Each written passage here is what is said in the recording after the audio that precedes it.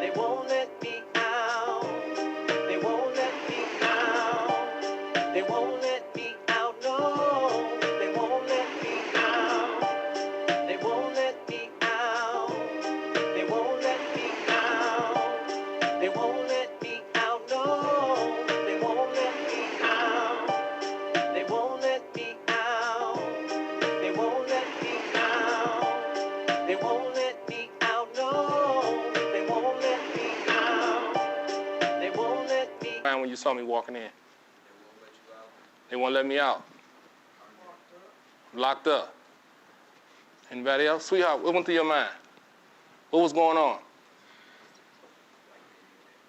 Black men in jail. What was going on?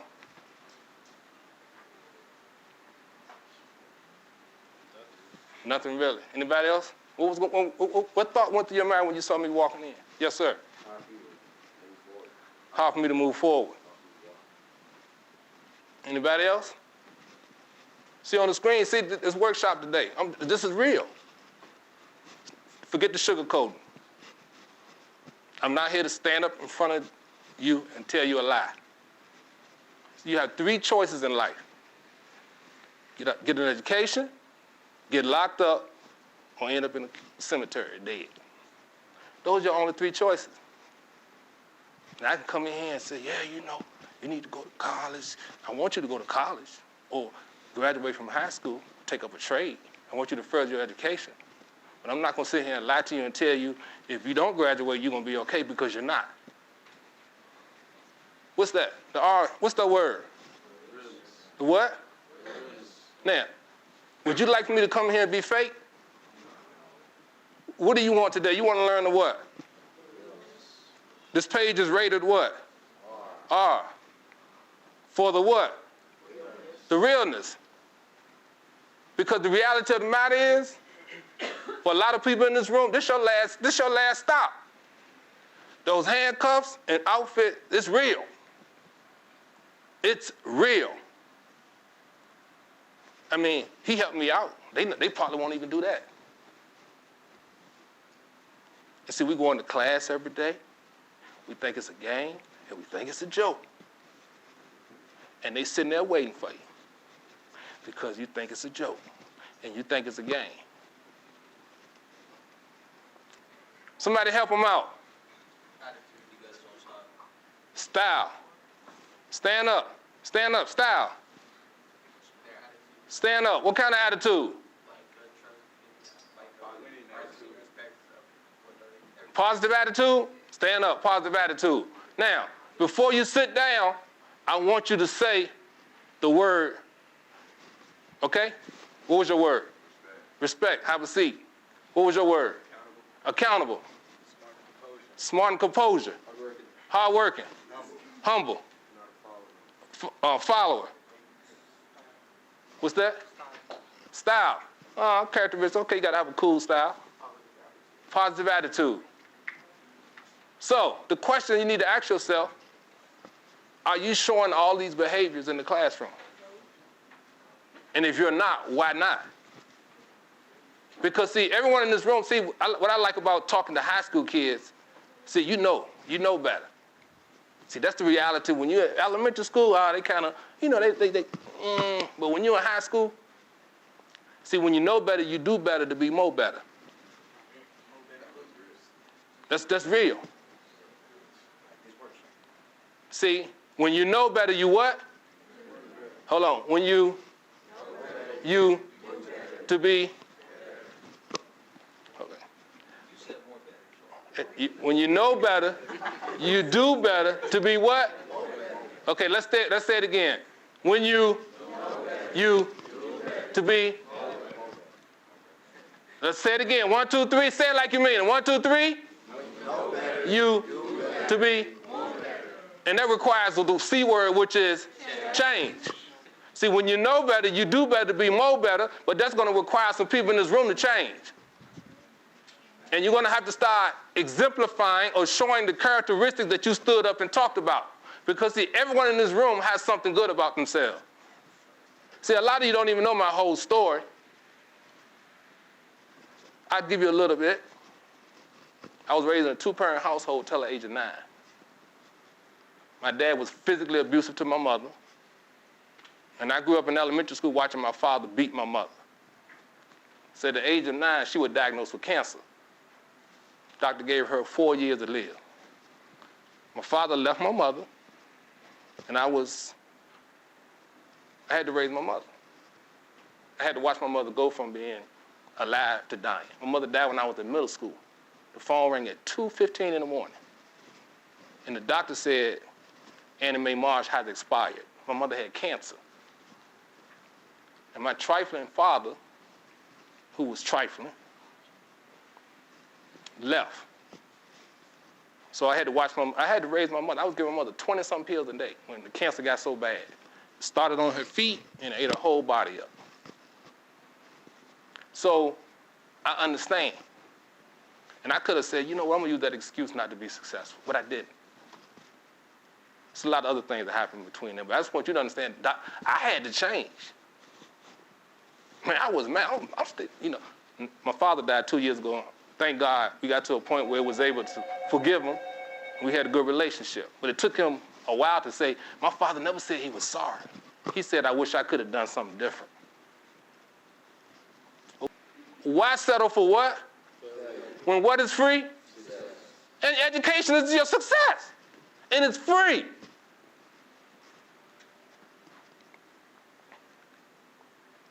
Look at this picture and tell me what's your thoughts. What do you see? Two faces. What's going on? You see one face. You see two faces. Two different what?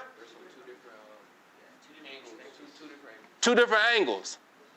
So is this person confused? You don't think so? You think he confused, bro? What's your name? Sam, you think he confused? Why he confused, Sammy? He don't know what he want. Who else think he confused? Raise their hand. Who does not think he's confused? Raise their hand. Why he's not confused? I feel like when you look at him straight, that's his past, and he's moving forward when he's looking straight up. Oh, woo, that's powerful. That's powerful. Stand up, sir. What's your name? Jordan. Say that again so everybody can hear you. Say that, Jordan.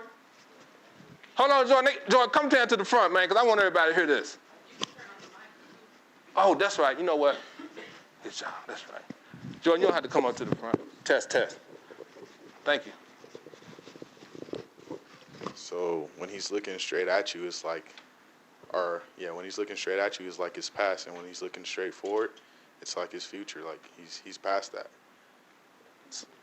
That's interesting. Anybody else want to? Give him a hand. Anybody else? Come on. You want to say something about that picture? Anybody else want to? Yeah, you said something. Go ahead. You good? I love that analogy.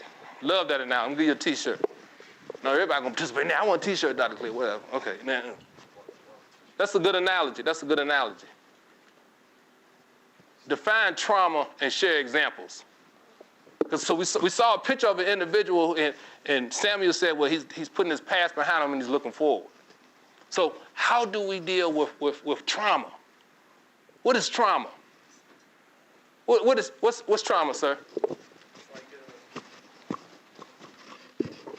It's like a bad event that happened in your life. Speak up, man. Talk on the microphone. It's like a bad event that happened in your life. It could be like someone's death, someone, I don't know how to describe, like someone experiencing abuse in like their household. It could be anything that's negative that makes people, just anything negative, honestly, that hurts. It affects people in the future and maybe for the rest of their lives. Okay. Sammy, did anybody else want to define trauma? Trauma. How many people agree with his statement? Raise their hand. Define trauma and share examples. I shared one of my examples of trauma that occurred in my life. I share another example. My mom was I was in the 6th grade, and all night I would have to get up and take my mom to the bathroom because she couldn't walk. The cancer had ate her leg up. And she would moan because she couldn't talk. So one morning I got up. Now, granted, I'm in middle school. I'm going to school every day. When I get home from school, the only thing I have to do, I got to take care of my mother. So I'm cooking, trying to cook, bathing her. Doing whatever I need to do to make my mom feel good. And I was tired. About 3 o'clock, 4 o'clock in the morning, she started moaning, got up, and I picked her up and I got to the bathroom and I dropped her. And she hit the wall. I'm just tired, man. I'm in middle school. You know, I'm going to school every day, and then I got to come home and watch my mom dying. And I got to the bathroom, and I was just tired, still asleep. And when I went to sit on the toilet, luckily it was a wall there, but she hit the wall, boom. And that was one of the examples of a trauma that I went through in my life. Anybody feel free to share their trauma?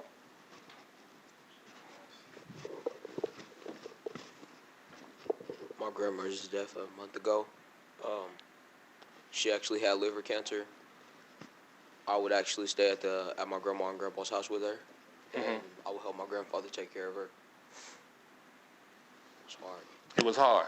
And I was actually in the room when she passed away. She was in the room when she passed away. And what did you learn from that? Life is real. Life is real. And what can you do to make sure that your grandmother is going to be happy with the choice and decisions you make in your life? Stay out of trouble. Stay out of trouble. Because that's what she would want for you, correct? Give him a hand, give him a hand, give him a hand, give him a hand. Anybody else would like to share a story? You got a story? Did you hear it? What's that?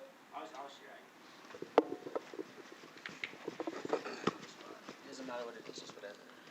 A trauma, something that you experienced that really caused you, Well, when I almost got my ex pregnant, that was one. What's that? When I almost got my ex pregnant, that's one. A trauma. Traumatic. You being honest. Yeah, he's being honest. He cool. It's okay. It's okay. No, that's okay. She like, what's your name? What's your name? Ajane was like, really? Really? Come on, bro. All right, brother up here want to share. So it's like this. It was recently, and one night I was chilling at my friend's house. Like when I go to my friend's house, I eat all their food. I be chilling. I have a good time. So we have a good time, and my homie tells me he puts me on some real life stuff and how people aren't my friends. This and that. He just told me what am I like. I was, all right, sorry, guys, but I wasn't making good decisions this summer, and he just told me about what I was doing, how I should stop. And so the next day, I go to the skate park, and I'm on Instagram, and I just see that he's dead. And that really hurts me because I seen him the night before, and I was at his house. And it just taught me that, like, you have to, don't take anything for granted, and always cherish everyone that's around you because you never know when they might be gone. And how did he die? He got a new car, and he was changing his tire jack, and his jack broke, and his car fell on top of him.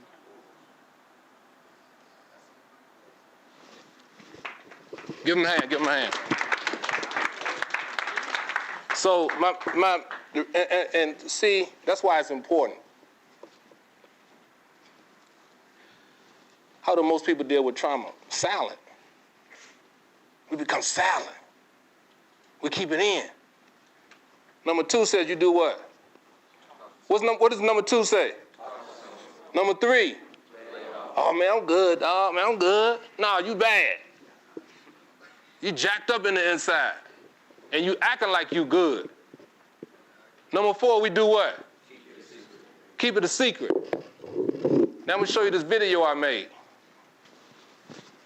And why did I make this video? Oh, yes, sir. Do you want to say something? Oh, no, I was going to say, in the position I'm in, I deal with kids on a daily basis. In the position I'm in, I deal with kids on a daily basis who they act out as a way of dealing with their trauma. It's a man's job to respect a woman, but it's a woman's job to give him something to respect. See, you want a man to respect you, but you don't even respect yourself. Because you putting these kind of messages out.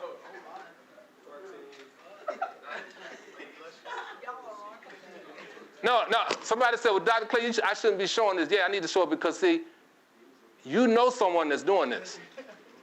How many people know somebody that's putting those kind of messages out? Raise their hand. See, that's what I'm talking about. Now, let me ask you this question. See, unfortunately, what you don't realize, this person is not college and career ready. Because once you put that video out in social media, it's out. And somebody gonna find that video when she go in for a job interview. 15 years later. She done graduated from college, has her degree. She going in I'm gonna get this job. I got the work experience, and this video pop up. What you gonna say to the person that's gonna hire you? What's gonna be your defense, sir? That's not you. Yeah, okay, you won't have a job. Now, twerk a book and make them pages clap. How about that?